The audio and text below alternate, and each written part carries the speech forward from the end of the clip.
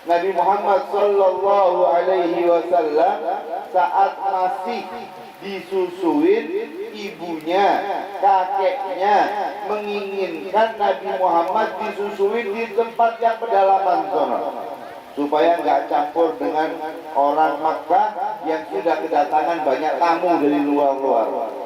Ya, biasanya kalau sudah banyak tamu dari luar, akhirnya banyak perubahan. Ya, seperti antum lihat di tempat-tempat wisata yang ada di negara Kesatuan Republik Indonesia. Misal kata di Bali. Ya, banyak orang Indonesia sendiri yang sudah ke barat-baratan. Betul. Kenapa? Karena datang wisatawan. Banyak orang-orang barat datang, udah deh, rambutnya udah dirubah langsung disemir, ya. Kepingin kayak ini nih. Begitu juga di Makkatul Mukarram, saat itu udah, karena Mekah banyak yang datang ke Mekah untuk melaksanakan ibadah haji, untuk melaksanakan ibadah umroh. Memang dari dulu ada haji, ada umroh aja, tapi sesuai dengan syariat yang nabi-nabi terdahulu. Mekah dari dulu udah dikunjungi banyak orang. Nah, ketika dikunjungi banyak orang, berarti di situ banyak sesuatu yang baru yang masuk. Sehingga orang-orang Makkah sendiri takut anaknya tumbuh dalam keadaan yang tidak murni, adat istiadatnya tidak murni, kebiasaan hidupnya. Makanya saat itu, saat lahirnya Nabi Muhammad dan berselang beberapa waktu, ibunya yaitu Sayyidatuna Aminah dan kakeknya Sayyidina Abdul Muttalib menginginkan anaknya ini disusuin oleh orang-orang yang datang dari Bani Sa'ad. Datang banyak wanita yang menyodorkan dirinya untuk menyusui seseorang dengan harapan, menyusui seorang anak dengan harapan dapat imbalan. Ketika tahu siapa ini Muhammad, abahnya ada nggak? Nggak ada, yatim. Waduh, nggak bisa deh. Takut nggak dapat imbalan. Berapa banyak perempuan-perempuan yang menolak untuk menyusui Nabi Muhammad Sallallahu Alaihi. Alasannya kenapa? Alasannya karena yatim. Padahal justru anak yatim itu yang membawa keberkahan. Justru anak yatim itu yang bawa berkah. Makanya sampai-sampai Nabi Muhammad SAW beliau bersabda, siapa yang lagi sumpek pengen hilang sumpeknya, berilah makan orang miskin dan usaplah kepalanya anak yatim. Tapi jangan diusap doang. Kesian anak yatimnya.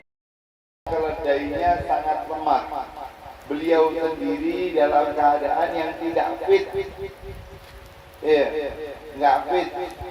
Beliau mendengar bahwa ada satu anak yatim, sisa bayi yang belum diambil oleh wanita-wanita Bani Sa'ad, itu sisa satu anaknya yatim lagi.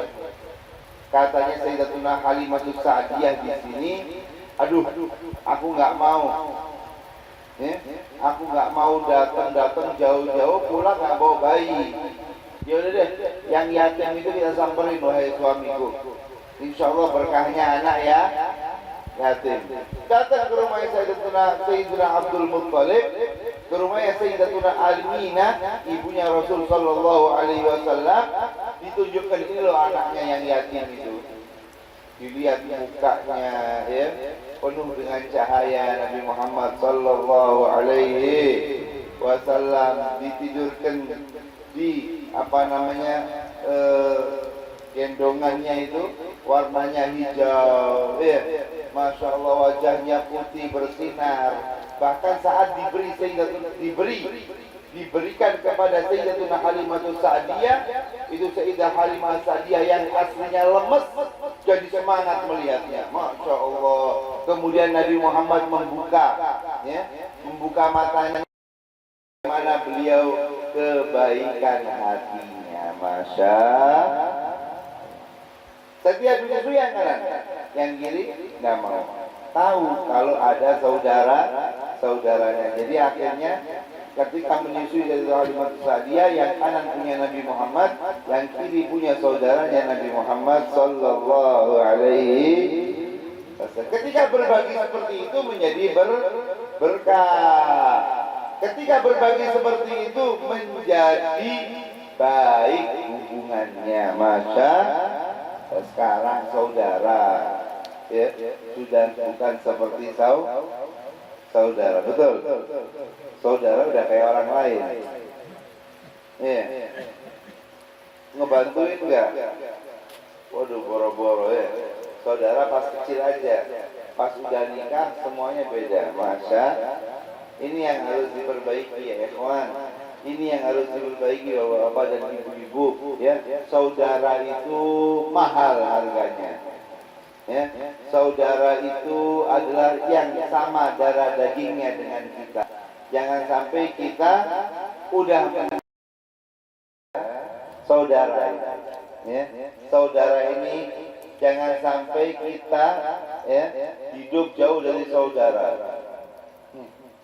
Rasul Shallallahu Alaihi Wasallam pertama kali saat datang di Madinatul Munawwarah, setelah beliau mulai menertibkan masjid, menertibkan pasarnya, Rasul Shallallahu Alaihi Wasallam banyak mempersaudarakan antara kaum muhajirin dan ansar. Kenapa kok Rasul mensaudarakan muhajirin dan ansar? Karena saking pentingnya saudara. Makanya sama Rasul Sallallahu Alaihi Wasallam dalam sabda-sabdanya beliau bersabda apa? Al-Muslimu akhul Muslim. Muslim itu saudaranya Muslim yang lain. Kenapa kok sampai Muslim ini dianggap sebagai saudaranya yang lain? Kenapa? Karena pentingnya persaudaraan. Kalau Muslim dengan Muslim yang lain itu bersaudara, maka bagaimana dengan yang darahnya sama? Maka bagaimana dengan yang keturunannya, garis keturunannya sama? Maka jangan sampai saudara kita seperti orang lain, karena kita nggak bisa melahirkan saudara. Saudara itu ditakdir oleh Allah untuk menjadi saudara kita, maka dengan keluar dari yang rahim yang sama ya, dan lain sebagainya, itu semua menjadi fadl, menjadi nikmat dari Allah Subhanahu. Beliau berkata seperti ini, jalan kehidupan. Saya kan nanya sama beliau, kenapa kok bisa dari pertama udah jadi DPRD, habis itu naik lagi jadi ketuanya, wakil ketua DPRD, jadi ketua DPRD, habis itu naik jadi wakil bupati, habis itu jadi bupati. Kenapa ini semua? Kata saya bilang, kok cepet banget naik levelnya itu. Kata beliau, ya Habib, bagaimana caranya orang itu percaya kepada kita? Bagaimana caranya orang itu kita beri manfaat, baru kita akan menuai manfaat. Kita ingin dapat manfaat dari orang lain, kita ingin diingat orang lain, tapi kita nggak pernah ingat. Kira-kira bisa nggak? Ibu, ibu nggak pernah ingat. Assalamualaikum, ketemu orang jadi masalah, ribut berantem, naudzubillahimin.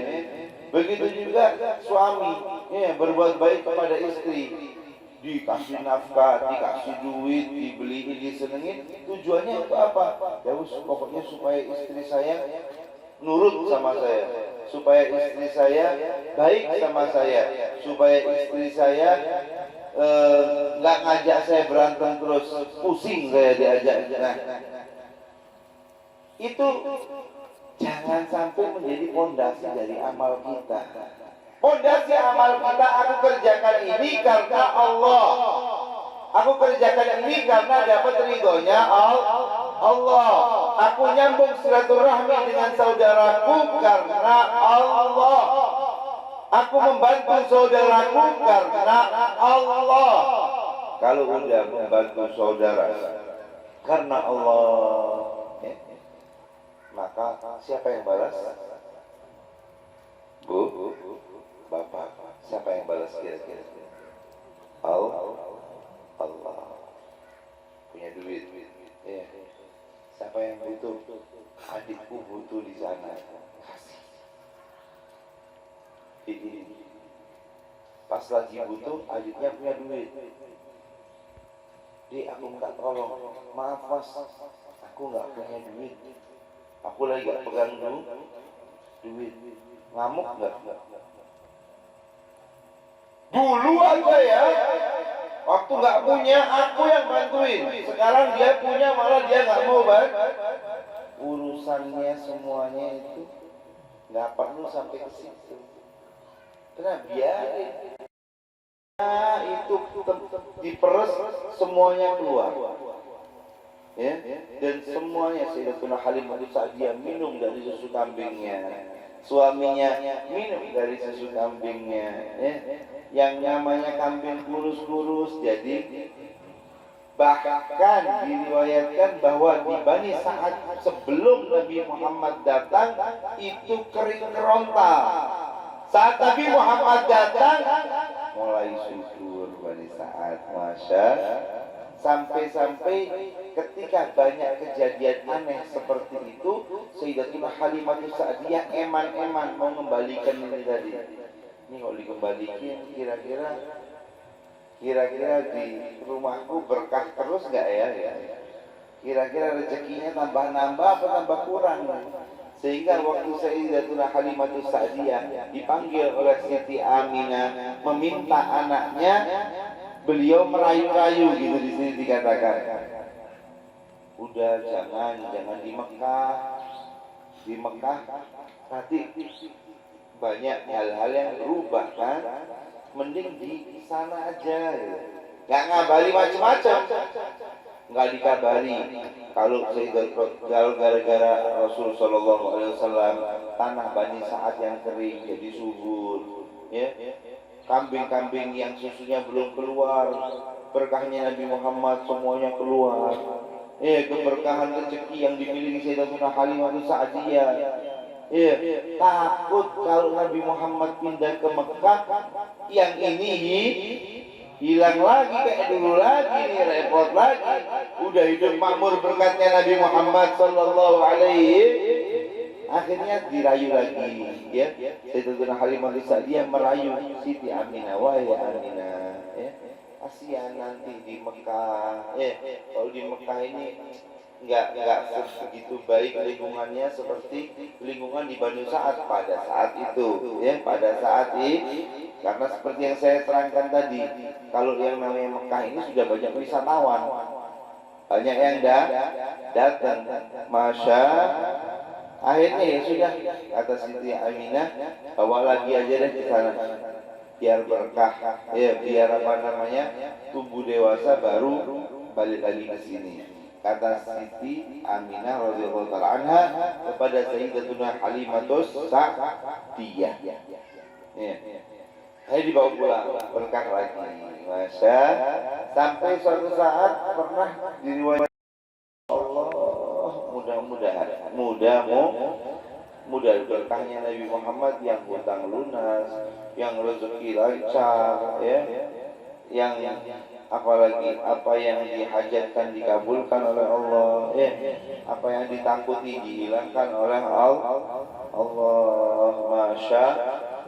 Masya Allah. Maka kita udah tahu resepnya. Pengen makmur, pengen bahagia, apa? Jadikan Nabi Muhammad di hati kita, jadikan sunnah Nabi Muhammad di rumah kita, sallallahu alaihi wasallam. Maka itu bapak-bapak dan ibu-ibu dirahmati Allah SWT, ayo kita di rumah sholawat. Di sini kita tenang sholawat, ya. Di rumah kita sholat. Berapa kali sih sholawatnya? berapa kali sholawat supaya kita tenang. Dikatakan aqallul iktsar dalam kitab Syarahul Kalimah Hadramiyah Ushul Karim, ya, bahwa syarat kalau ingin orang itu dianggap banyak bersolawat pada Nabi Muhammad, maka minimal ya dia bersolawat 300 kali. Ibu-ibu siap solawat 300 kali? Bapak-bapak diwakili ibunya aja. Kadang-kadang bapak-bapak main perwakilan sih ya. Kayak saya sendiri pribadi. Saya sendiri kadang-kadang sering habis sholat selesai saya doa sebentar. Isi saya doanya lama. Saya bilang, tak wakilkan kamu, semoga hajatnya semuanya gobul. Iya, Masya Allah, tabarakallah. Maka itu ibu rahmati Allah SWT, bapak ini rahmati Allah SWT, kita udah tahu sekarang bahwa saat Nabi Muhammad di hati kita, maka Allah akan lancarkan. Ya, semua apa yang kita hajatkan, kita takuti dihilangkan oleh Allah Subhanahu wa Ta'ala. Semoga insya Allah berkahnya Nabi Muhammad yang ada dalam hati kita. Ya, salawat pada Nabi Muhammad minimal 300 kali setiap bulan. Masya Allah, tabarakallah. Semoga majlis ini membuahkan kedekatan kepada Allah. Semoga majelis ini jasa seperti Senin Banjarmasin ini membuahkan kedekatan dengan Nabi Muhammad sallallahu alaihi. Kalau Sayyidatina Halimatus Sa'diyah berkah bersama Nabi Muhammad, ya Allah, kami ingin berkah seperti Sayyidatina Halimatus Sa'diyah, ya Allah. Kami ingin berkah dekat dengan Nabi Muhammad dikuburkan, ya Allah, ya Allah, ya Allah. Ya Allah, Ya Allah, Ya Allah, Ya Allah, Ya Allah, Ya Allah, semuanya, Ya Allah, Ya Allah, Ya Allah, Ya Allah,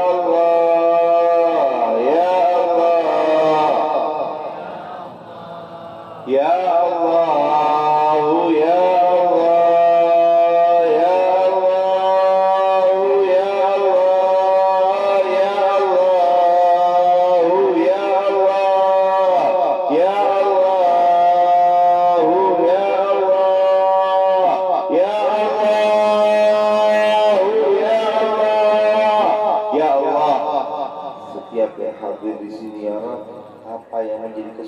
Kesusahannya hilangkan, ya Allah. Rubahlah dengan ketenangan dan kebahagiaan, ya Allah. Ya Allah, berkah namamu, ya Rabb, yang kami sebut barusan. Berkah salawat pada Nabi Muhammad, ya Allah. Semuanya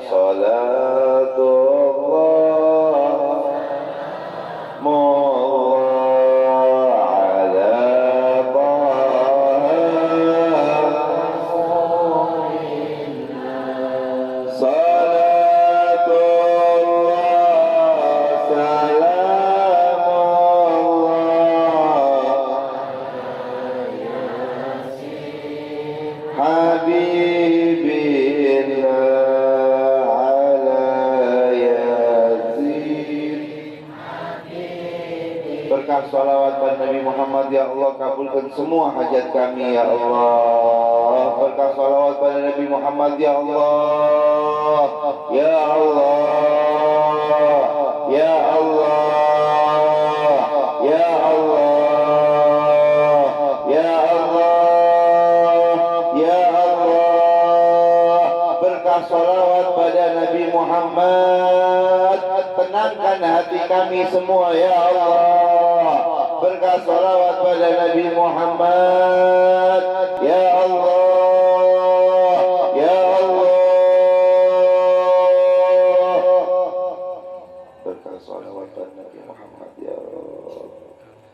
Semoga kita semua mendapat kursi khusus, posisi khusus kelak di surgamu, ya Allah, ya Allah, ya Allah.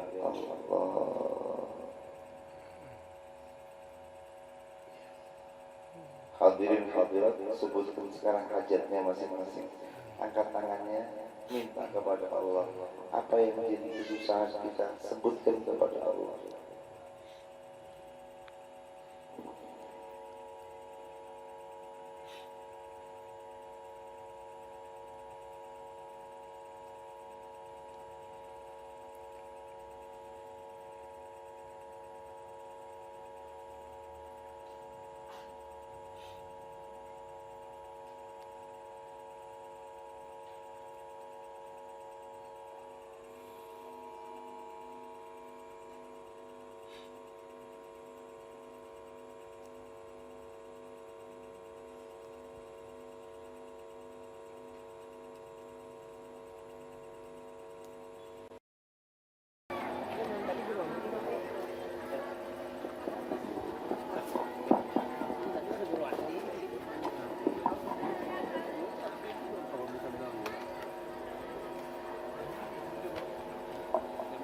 Nyamuk tuh hujan.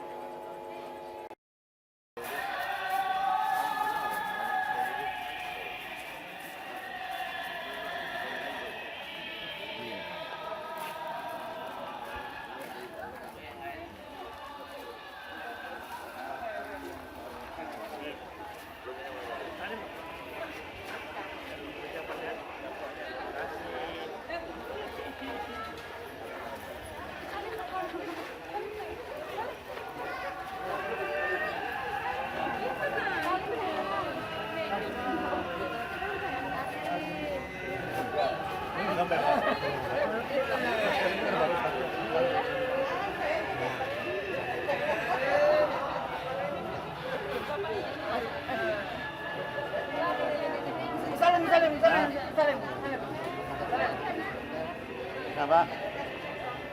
Ini ampun gawe, nang malah kan urang.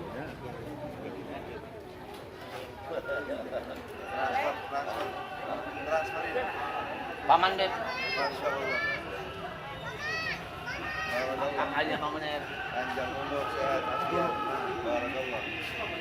Ini anak Beb. Tahu, langgar.